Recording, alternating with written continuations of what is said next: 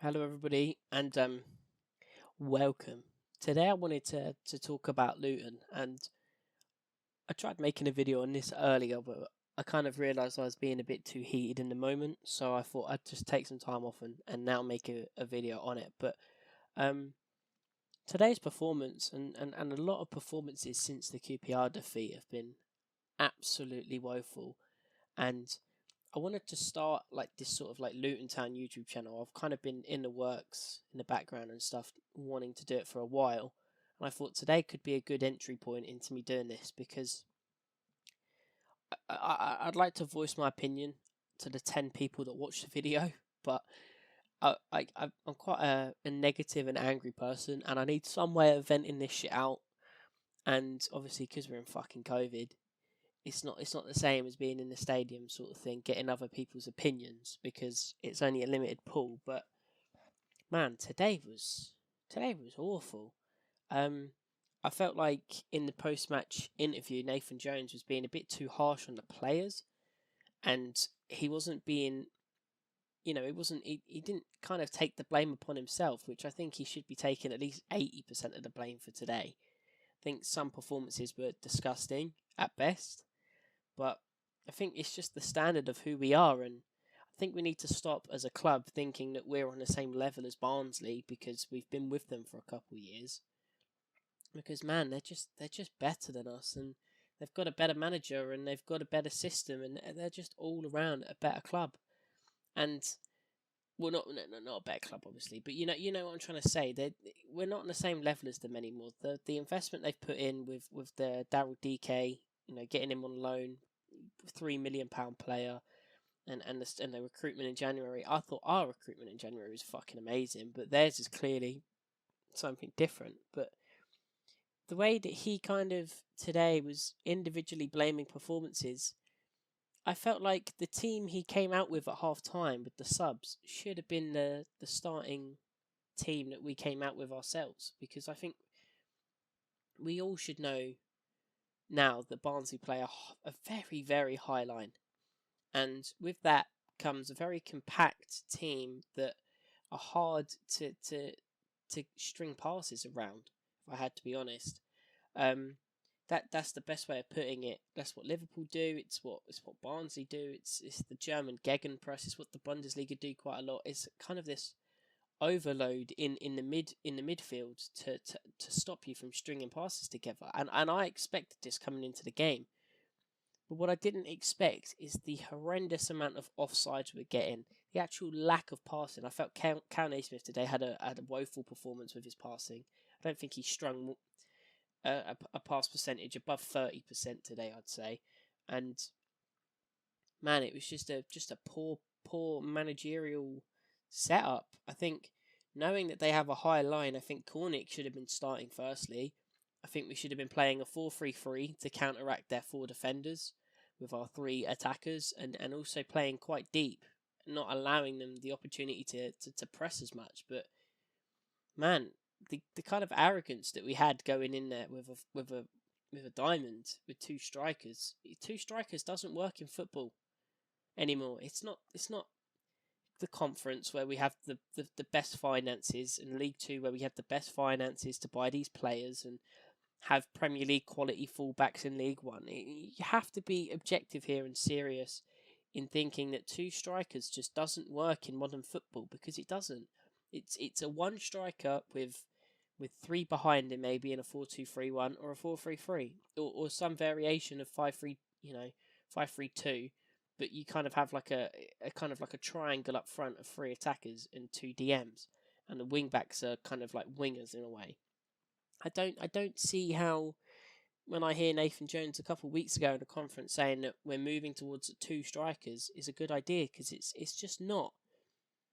And especially when you look at the quality that we have in certain players as well, that are wide players that are good in a three up front or a one up front, the likes of Jordan Clark, is mind blowing to me.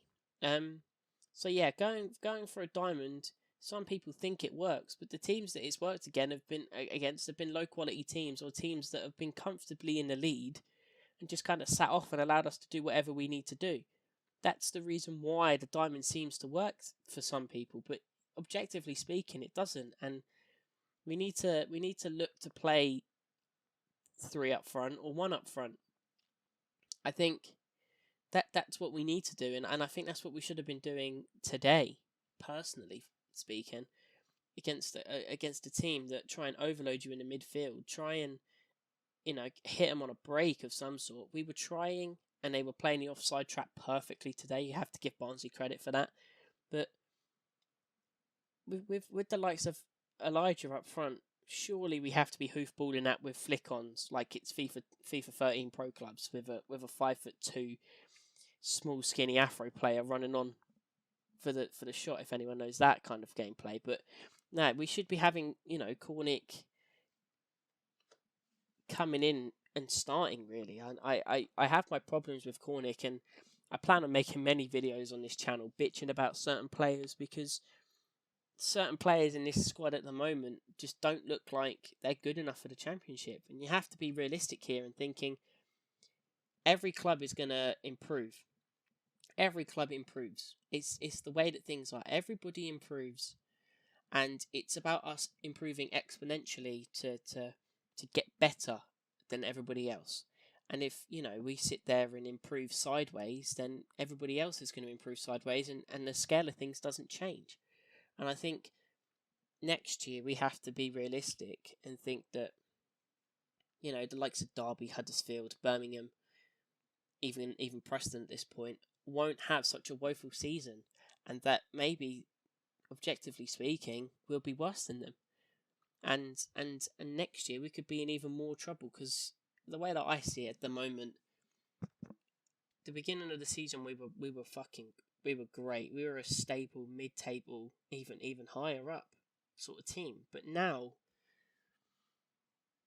I'm seeing a team that's just struggling sometimes to fucking rope a performance in, and then all of a sudden come out of nowhere and get a great performance. But it's not often enough to even warrant inconsistency. It's just enough to say that we're bad and that we're sometimes coming out with great performances. I think, personally, we should have played Bradley today over Pearson. I think every game we should look to play anybody else but Pearson. He is terrible, he is awful, he is woeful, he's every name under the sun to describe the word negative. He does absolutely nothing for this club. He is terrible. The Magic Hacks song is just a load of bollocks anyway.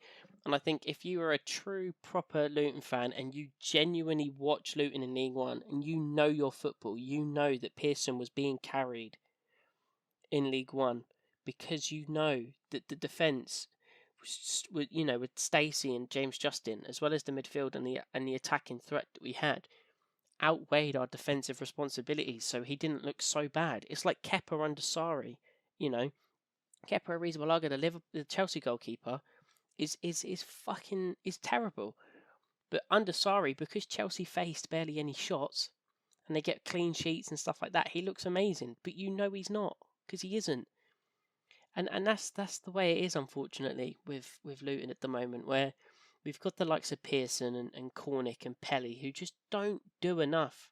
Ray, Berry, Potts, even Bradley sometimes. They don't do enough to warrant a place in that starting squad. And you have to sit there and you have to pull them out. Because, yeah, they've been with us since League Two, some of these players and stuff. But, man, they're just not good enough for the Championship. And it's time that we moved on. Okay, so that's enough ranting about those sorts of things. Let's look at it in terms of players for today. I felt like Callum Naismith had a poor performance. I think he's been very good for us recently. He's that kind of jack of all trades but a master of zero. He just comes in and does that job that you need. Jordan Clark was amazing today, the only one who offered any sort of a threat in any way.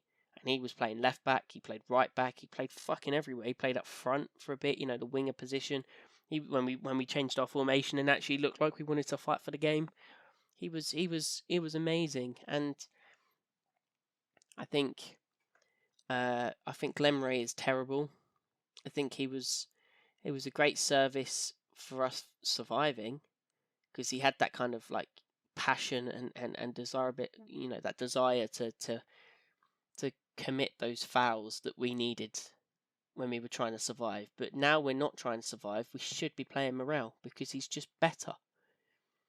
I think Pelly is a League One player. I think he does the job of box to box midfielder, but he again had another terrible performance today where we're starting to say this quite a lot about Pelly. I think people who sit there and think that Pelly's got potential are just stupid, because he's at that age now where, realistically speaking, this is kind of the product that you're going to get, because it's going to get to a point where, I don't know how old he is specifically, but I know he was playing for us in the conference, which was seven years ago, and he was 19, 20 then.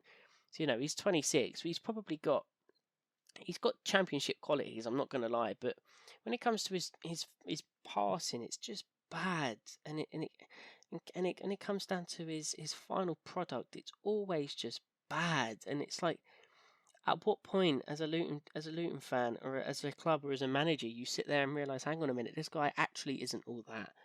I think people cling on to him because he's been here for years, but I don't think many people realise how bad he was in League Two. He was terrible in League Two, and then he has a decent season in League One. Like, I'm talking a decent season, but that whole team was good in League One. So surely he's going to look a lot better than what he is. And last year he was kind of he was decent as well. But I'd just say he's a top League One box to box midfielder. I don't see him really getting any better.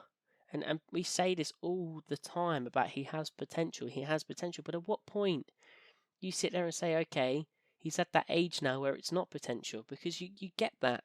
And I believe that with Pelly. I think Tunnicliffe is Pelly in his own right, in that he has attributes that are better than Pelly but worse than Pelly, and overall he's exactly kind of like the same, where again he's at that age where, can he improve on in those areas? Like, his tackling is not all too great. I think sometimes his awareness of what's going on around him isn't too good, but his passing's good and his touch is pretty good. But it's like, at what point do you say to Tunnicliffe, you need to go? I think Dewsbury Hall can't cross a ball to save his life, if I had to be honest.